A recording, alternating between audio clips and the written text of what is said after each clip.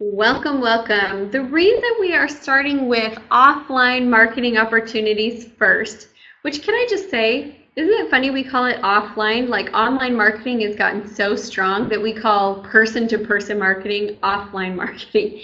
This is really just person to person. The reason why I'm starting it with it is because it requires the least amount of skill and preparation to get ready. You can get offline marketing opportunities going a little bit more quickly. It doesn't take quite as long to put all the pieces in place. And quite frankly, it's more accessible because you don't have to learn as many technical things or tricks of the trade. So that's why we're starting here first. And I feel like we get some of our best engagement, highest converting leads are definitely happening in person. And highest sales are definitely happening in person. So I think all businesses should have both. You should have your online, you should have your offline. They work really well together to give you amazing consistency. So let's jump in. We're going to start this week by looking at our offline marketing opportunities that involve speaking. So if you love to public speak, if you just feel like you've got a message and you want to share it and you thrive speaking with other people, then let's talk about our top 6 offline opportunities. So the first is self-hosted events. This is where you put on a large event. And I'm going to go through and give you a description of each. I'll give you some pros, I'll give you some cons, and then some of these I'm going to give you some simple how-tos. Some of them will be going more in depth into later, and some of them, honestly, you might have to just ask on the Q&A call. Because here's the deal. If I told you everything about how to do every one of these things, it would take us a million years. We would have 5,000 videos, and half of them you're not going to want to do anyway. So I am happy to work with you on these on the Q&A call. Once you come to me, you say, Amy, here's what I want to be doing. Let's work on it. Okay. So events, that's self-hosted, so you're going to be getting a room, you're going to be selling tickets to the event or doing a free one. It's going to give you the opportunity to reach a lot of people at once. It's really strong in sales, and you need to have the right people at the event to have the sales there. So you've got to have a good sales pitch. That's not necessarily a con, it's just a warning. It's actually one of the best places to sell is at a live event, but you have to have a solid pitch. Otherwise, you can put a lot of money into the event and then not feel like you have a lot of sales coming out of the event. Events is one of the areas that we're going to cover in detail because I think they're fabulous. If you're thinking, do I want to do events, ask yourself a couple questions. Are you willing to spend several months working to put on a one-day event? You know, I've had events where I've had over 500 people in attendance. They've cost $20,000 to produce. They generated a lot of business and a lot of revenue, and I'm so glad I did them. But I remember that feeling of like, oh my gosh, I worked for 6 months for one day, and now it's done. So think about that. Are you willing to invest the work in on the front end? Now, your events don't have to be that elaborate, but most events are going to take you 2 to 3, 4, 5, even sometimes 6 months to just produce and put on. Okay, the next is classes. So classes are smaller scale, similar to an event in where you are presenting to a group of people, but smaller scale. They're low cost because you don't usually have to purchase a venue. You don't have to rent a room. You don't have to do event insurance. There's a lot of things you don't have to do. So they're definitely cost effective. The challenge that I have with classes is that I am a homebody and it's more time away from home. So if I'm going to go into someone's living room and teach 10 different entrepreneurs, then I'm going to have to do that 4 times in order to get as many people as I could get in a one-day small event. And so it's just more time away from people. But, you know, there again, the marketing's easier. All you have to do for a class is find one person who's really excited about what you do and then let them fill the event with all their friends and family and neighbors and colleagues and all of that. So there's definitely some pros to both the events and the classes. I think they're both really good models. I personally wouldn't do classes because of the fact that I just love being at home and I live far away from everything. So events is definitely a better fit for me personally, but for you it might be the other way around. Radio interviews is another one. So radio interviews establishes brand recognition. It gives you credibility. So for you to be able to put on your website, I've been on these different media appearances and list off all the radio shows I've been on, that looks good to other people who are checking you out. It's going to help you to reach a whole new audience, and you can get them for free. So I love that. RadioGuestList.com is where you would want to go. All you're going to need to do is put together a speaker one sheet and a little pitch. We will be talking about speaker one sheets in a subsequent week. However, they're not that hard to put together. You can actually go and just Google speaker one sheet samples, pull up a bunch of other speakers sheets, and then create your own. I didn't have anyone who walked me through how to create a speaker one sheet. I looked up samples, I created it. It's basically like a one page, here's who I am, here's what I talk about, here's what I do. So you send that into the radio shows. You also send them a little pitch on what you would like to talk about, and then you can get booked. Now you can pay for radio interviews if they're like bigger mainstream syndicated shows. Sometimes they are looking for a fee, but a lot of times if you'll just start on the free platforms, you can get good, you can practice, and you can get samples that now you can send along, which makes it more likely that you'll get a free spot on the bigger platforms. So radio interviews I like. What I don't love about radio interviews is it's not really great for sales. It's not like people are going to hear you on the radio and they're going to jump off and they're going to go buy your program. They're better for lead generation. So if you're going on a radio show, you're going to get more out of it if you say, hey, I've got a free gift for all of the listeners today. I want you to go ahead and text this number.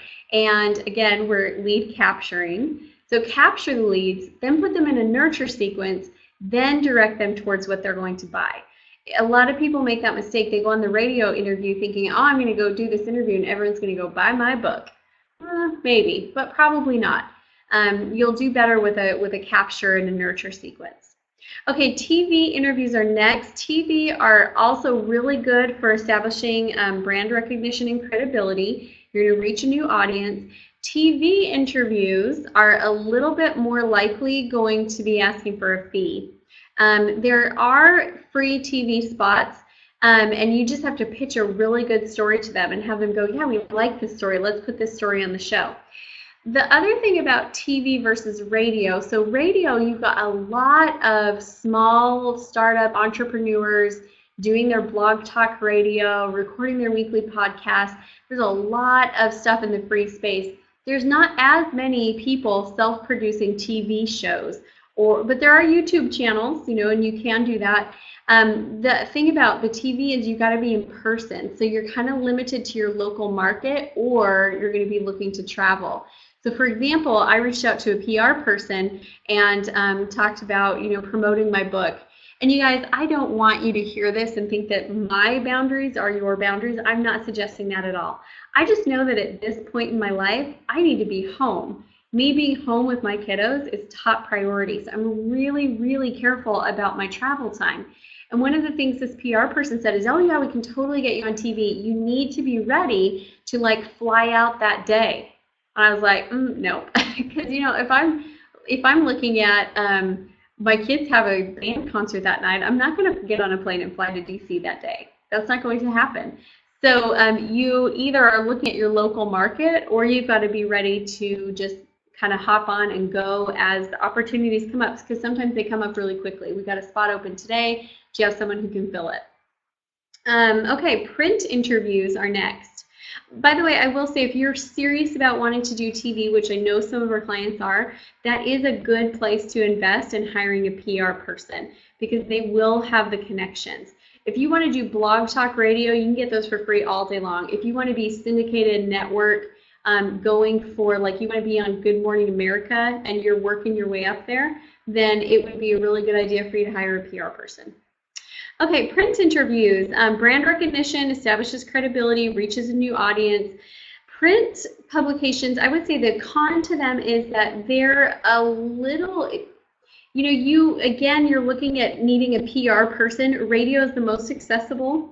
but you are looking at a PR person who's going to be pitching you, and then magazines will pick you up. And there is oftentimes you pay for the person to pitch you, and you also pay when they book you.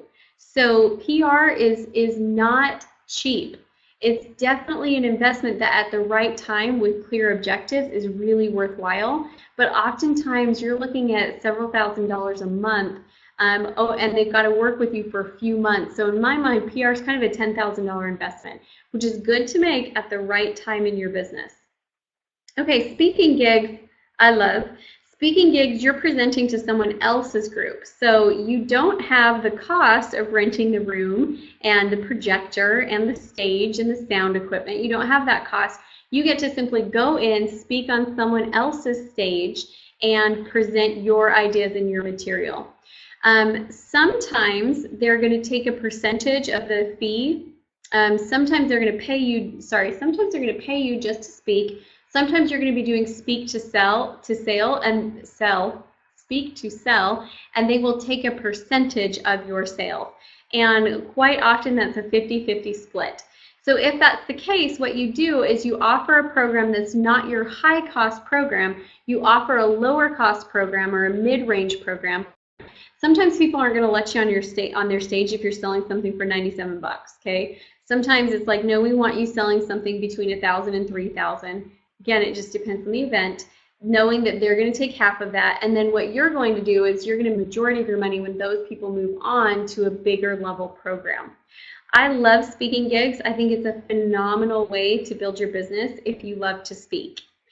So those are your speaking gig offline opportunities. If you like to speak, that's really where you want to be spending your time. That's really where you want to play.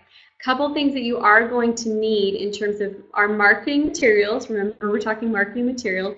If you want to be speaking, a speaker one sheet is going to be very important. The other thing that's going to be really important to you down the road is a speaker reel. So a speaker reel is a compilation video of you speaking in different places. That's really important if you want to get on big stages, speak at big conferences, speak to corporations, really important. If you want to go into your local chamber of commerce and speak at one of their meetings, not so important. A speaker one sheet would be great, some referrals would be great, but you're not going to need a professional promo video. My professional promo video, I'm going to put in the link for you so you can see it. You're also going to have access to my speaker one sheet if you want to see that.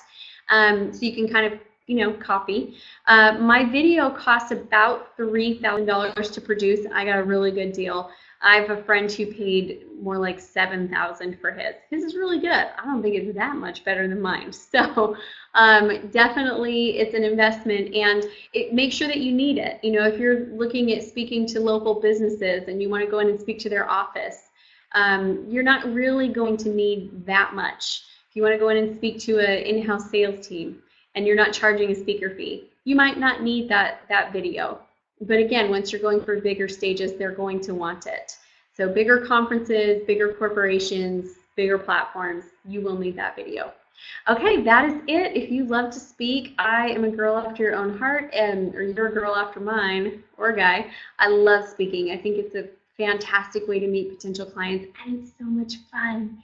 And if you hate speaking, I hope you skipped this video because it's just clearly not for you. Okay, that's it for this one.